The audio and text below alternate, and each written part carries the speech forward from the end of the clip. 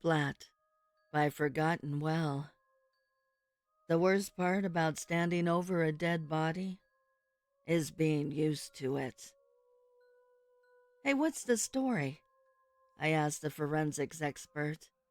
We're standing in an open field, miles away from civilization. Police cars, yellow tape the works. All for some unidentifiable pile of human meat paste. They fell from very high up and went splat. I look around in every direction and see nothing, apart from a pair of tire tracks going to and from the body. Fell from where, exactly? This was the 5th time I had to go to a crime scene exactly like this. A body found in the middle of nowhere, squashed. Since the body was practically vaporized, we could gather almost no evidence. I knew we were missing some piece of the puzzle, but I couldn't figure out what. Maybe they were skydiving, said the forensics expert. With no parachute. Maybe they were just, killing themselves. Simplest answer is usually correct, right? I guess I need to find out who owns airplanes in this area. Our only lead was a skydiving center 200 miles from the bodies. Unfortunately, they had extensive paperwork for how much fuel they were using, which meant no unregistered flights. So, no dumping bodies, and no skydiving suicide jumps. With little else to go on, the cases went cold. The unfortunate truth is only about 50% of murders are solved. A year goes by, and then 5. As a detective, you try to push the unsolved cases to the back of your mind. You try to think about how to keep your wife happy or make your son's birthday special. This year, I hired a clown for his 8th. Maybe a little old-fashioned, but hopefully he can make TikToks of it, or whatever kids are doing these days. When the clown showed up, he came holding a bunch of multicolored balloons and gave them out to each of the kids at the party. When he handed one to me, I remembered all those squashed bodies. I wonder. I started making inquiries, asking around about balloons, but expecting very little. I found a small weather station in our jurisdiction. Did you know weather balloons can drift up to 125 miles? I measured out 125 miles from the weather station on a map, drew a circle, and every single body was located inside it. Weather balloons float very high, too. How many would it take to lift a human off the ground? By my count, 50. I knew I shouldn't have gone into the weather station alone, but I wanted to be discreet and to solve these murders once and for all. He was so much quicker than I anticipated. The world below is looking small now. It's freezing cold. I finally figured out the missing piece. The tire tracks to and from the body. He had to pick up the popped balloons. Right as I'm about to pass out from the thin air, I hear a cacophony of loud pops. In hot pursuit of Squiggly the clown. This is absolutely without a doubt the dumbest effing thing I have ever done or will ever do in my whole effing life. Yep. Me and my partner of 7 years were driving our Ford Police Interceptor down the highway at a whopping 46 miles per hour, sirens blaring. We were in hot pursuit of Squiggly the clown, who was pushing his clown car to the limit. Any faster and its sparkly little wheels would fly right off. Despite the funny name and hilarious car, Squiggly was wanted for committing over a dozen murders. Real disgusting serial killer type shit. Unfortunately, we were only able to find one of the bodies, but that was all we needed to get the warrant. We were supposed to arrest him outside Tommy Little's 12th birthday party, but he got to his car and fled before we could move in. For 3 hours now, we've been in hot pursuit, driving in circles on the highway out on the open road.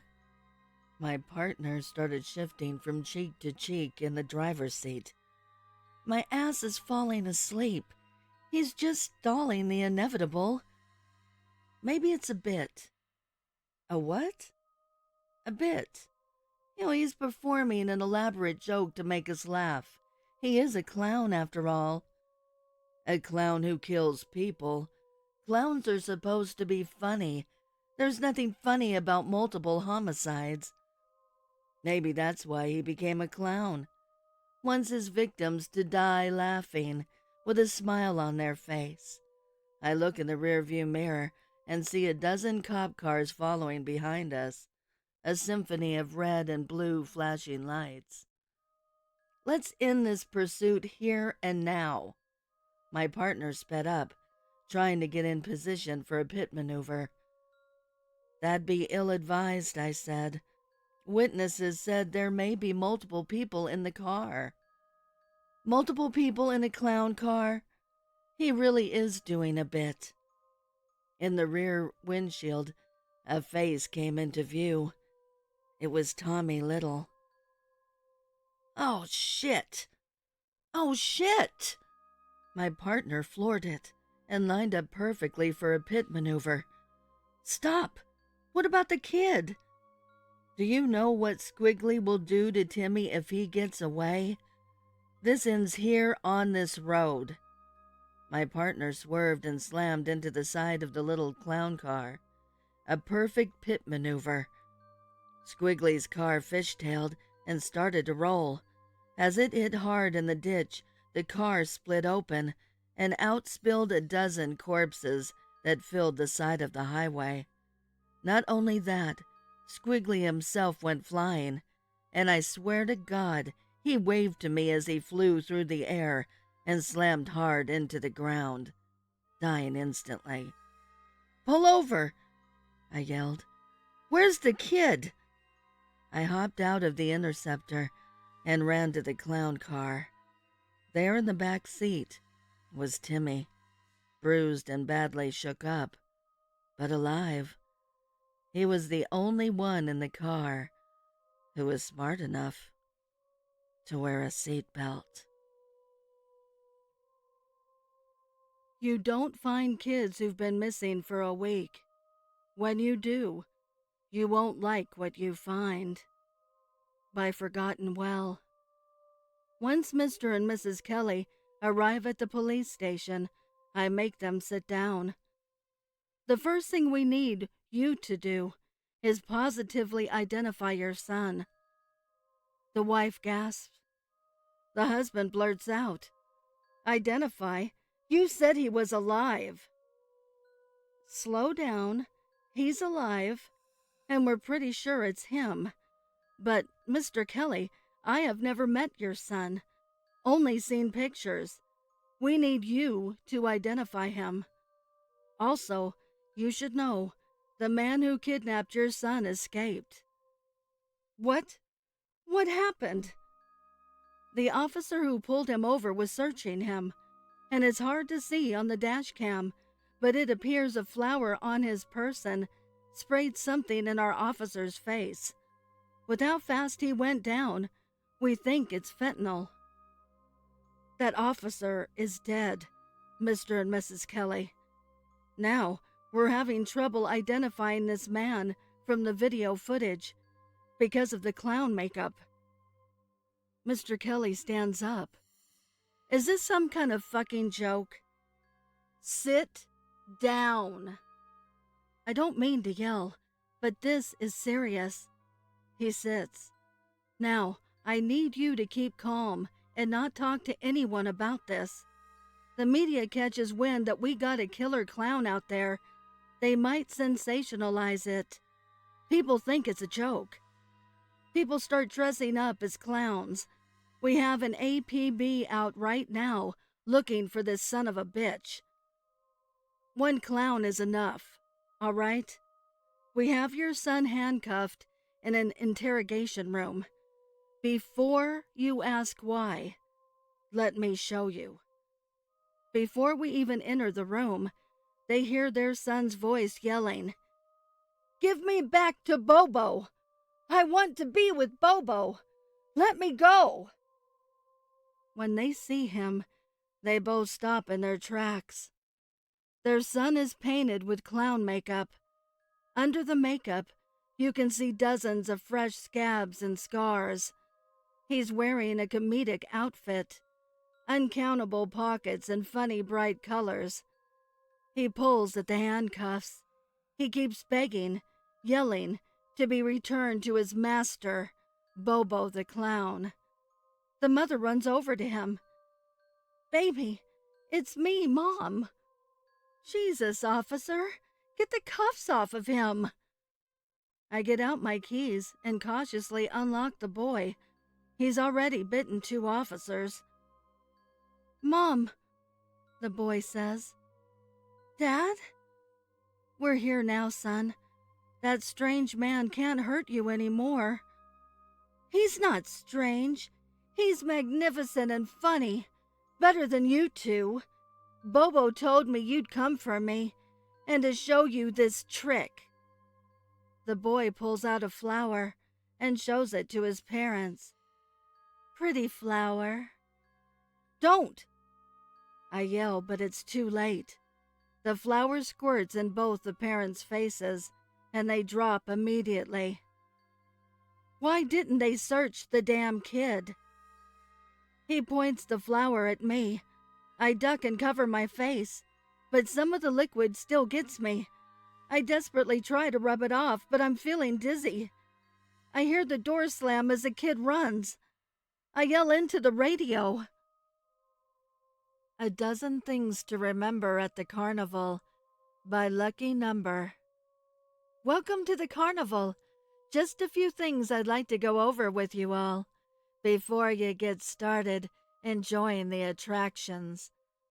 When in the maze of mirrors, remember, they can't get out of the mirrors as long as you are watching them. Our haunted house is currently malfunctioning. We apologize. If you're invited in by the smiling man in a top hat, don't enter. When using the restrooms after dark, you must use the buddy system. If you should lose your buddy, we insist you take a new one. Enjoy the Ferris wheel. It's the tallest one in the state. But when your car is at the top of the wheel, only look down or close your eyes. Several months ago, a pair of occupants reportedly looked out over the fence that borders the park and didn't like what they saw. They jumped. Madame Meliekna is a new attraction here. She'll read your palm if you're nice. But if you, well, just make sure you be nice to her. Make sure you visit our zombie shooting gallery, where you can win various prizes. Don't go crazy on the ammo, though. We can't let inventory get too low, just in case. You'll notice multiple cans grouped together near all trash receptacles. Please be advised, the green can is for plastics, the brown is for general waste, the black is for glass, and the white cans should remain sealed at all times. The leprechaun, who can guess your weight, is a real hoot. However, if he asks your kids to join him in the photo tent, make sure and decline his invitation. The merry-go-round is an old classic. The children always love it. Just remember, they can't stay on the ride forever, no matter how attached they get. I know you all want the best seats for Mr. Mysterioso's magic act, but just a heads up, do not arrive more than 15 minutes before a show starts, unless you're volunteering for cleanup duty.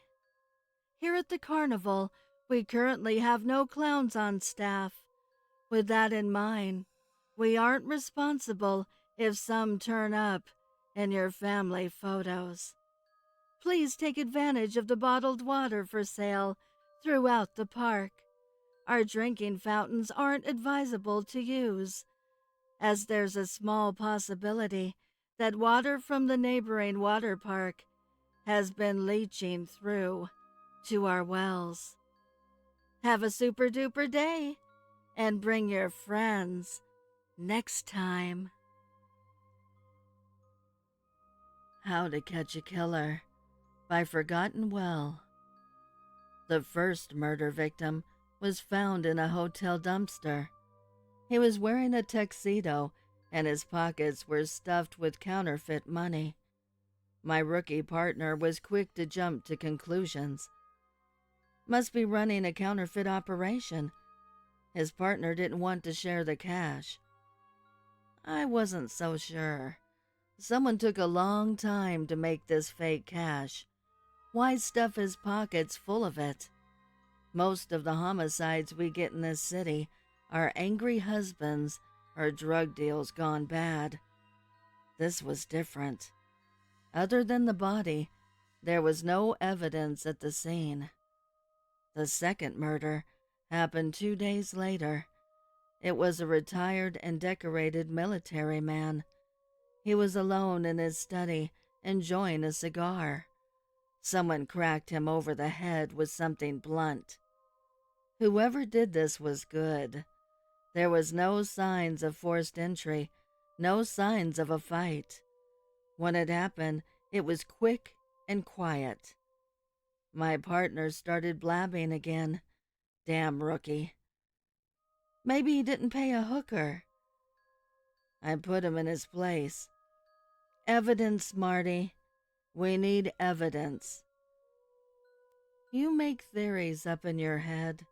You're gonna start finding answers to that predetermined outlook, which won't help us catch who did this. Problem was, we couldn't find any evidence, not even the murder weapon. The murders were completely different, but I started to suspect this was the same guy. The third murder was the most gruesome.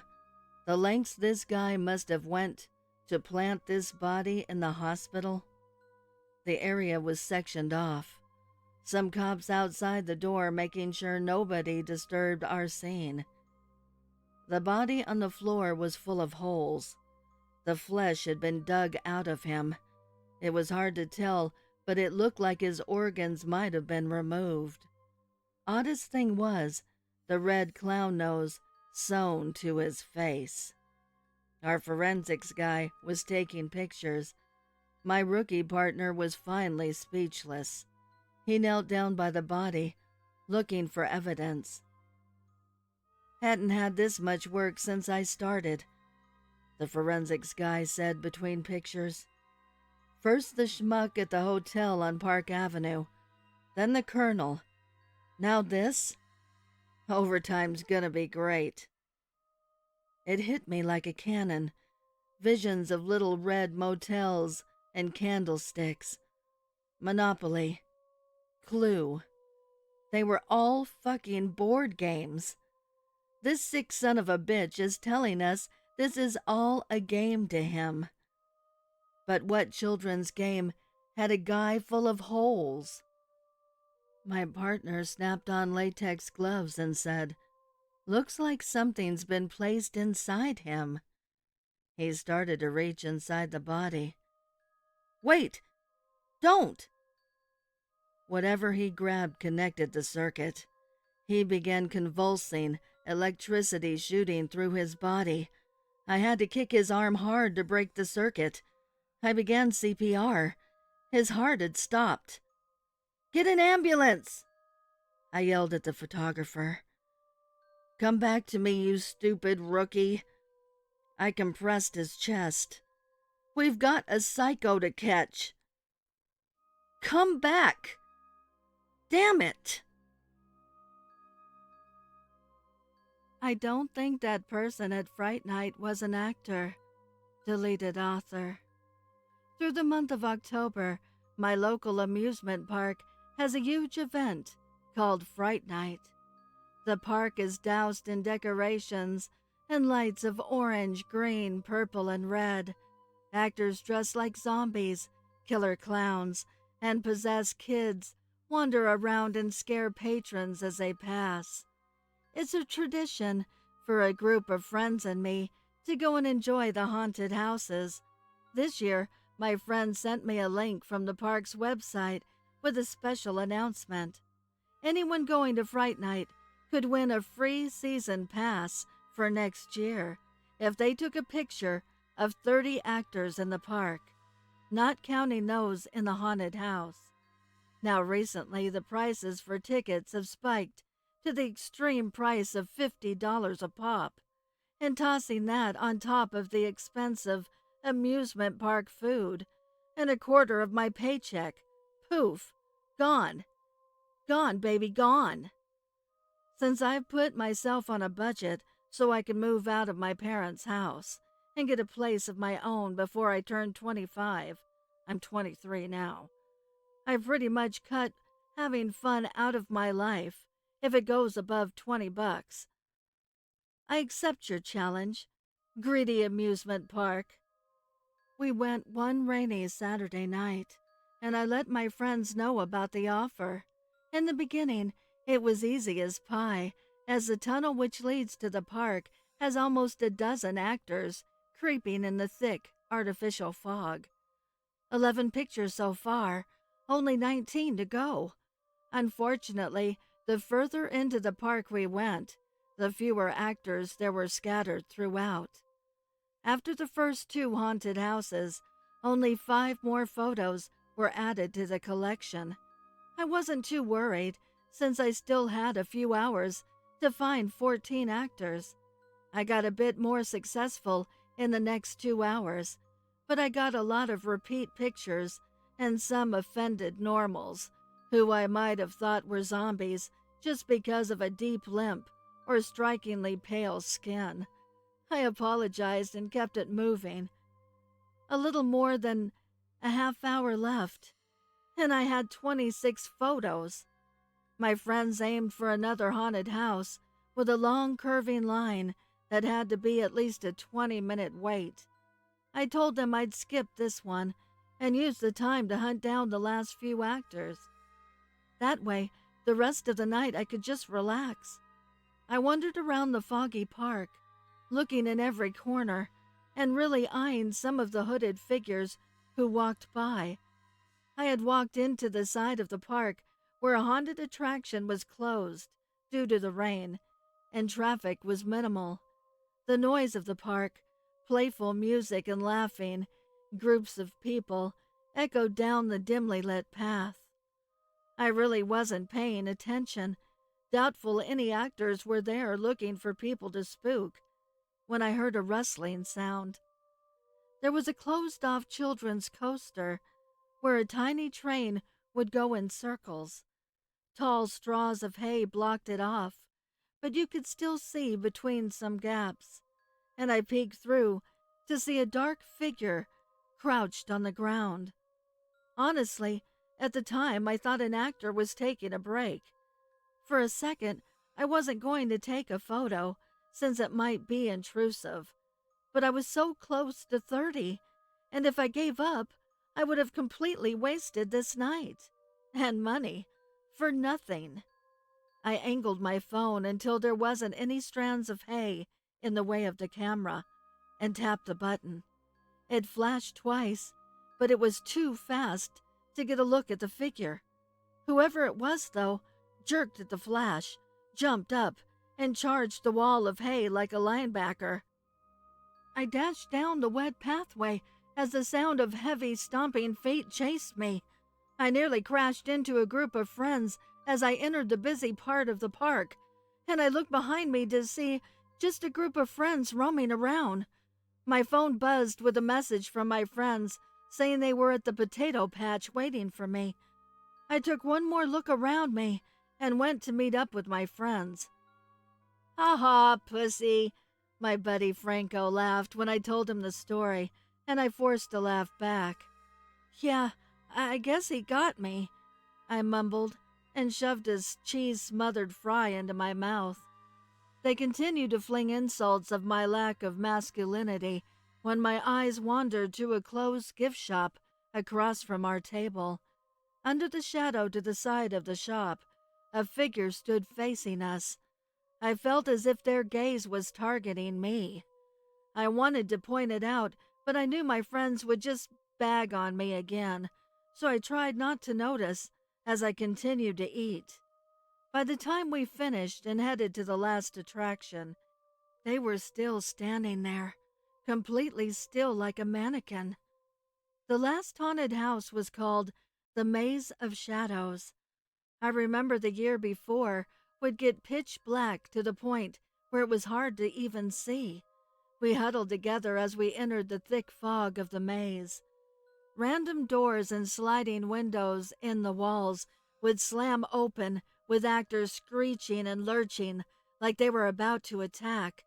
Of course, they weren't allowed to touch anyone. We walked on wet soil, taking turn after turn as the light waned slowly away until we entered the deep darkness. I was holding on to the shoulder of my friend in front of me, but they started to walk faster and faster, and they slipped from my grip. "Hey, Brian, slow down," I said with my hand stretched out in front of me. I bumped into walls like a bowling ball on the bumpers. Suddenly, the person from behind me grabbed onto my hoodie, and I jumped. "Whoa, excuse me.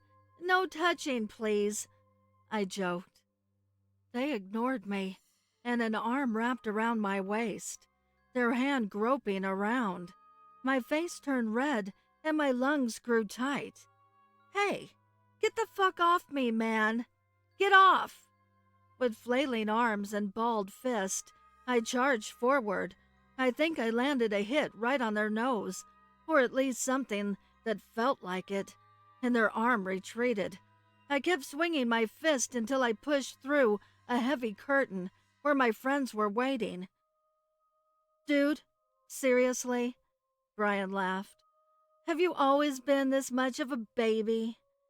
Everyone laughed until I told them someone was groping me, which made them freeze. Weirdly, though, no one came out behind us. After waiting for 5 minutes wanting to confront the person, we finally walked to the entrance to see they had placed a sign reading "closed." We must have been the last group to go in. "I wonder if it was an actor," Franco guessed, and I got a queasy feeling thinking about that figure I saw. "Should we report it? I mean, that's against the rules and assault," Brian said. "Whatever, let's just go. I still need 3 more pictures, and it's free rides all next summer," I said with forced enthusiasm and started walking to the entrance, forcing the cold feeling on my back away. Luckily, I got 5 more photos as we exited the park. Maybe there would be a bonus gift if you got more than 30. Brian dropped me off at home, and I flopped onto my bed, pulling my phone out of my hoodie pocket to open Instagram, where I had to post the photos with a special hashtag. As I tapped the photos, I noticed one I didn't recognize. Then I thought, I never looked at the picture of that figure behind the hay wall. I went to my photos to get a better look at the enlarged image. The figure was slim and wore a hooded black trench coat with white high-top sneakers and dark blue jeans. They were facing away from the camera, but hovered over something that still is burned into my mind a week later. The body of a young girl laid on the wet ground. Part of her pale face was held between the figure's fingers like a piece of tissue as they cut it off with a knife. Half of her blood-covered skull was exposed, along with her huge eye with a green iris that I could still see in my mind, staring directly at me. I deleted the photo. I wish I hadn't, so I could show the police what I saw, because since that Fright night, my dog barks at my bedroom window as if there's something or someone there, trying to get in.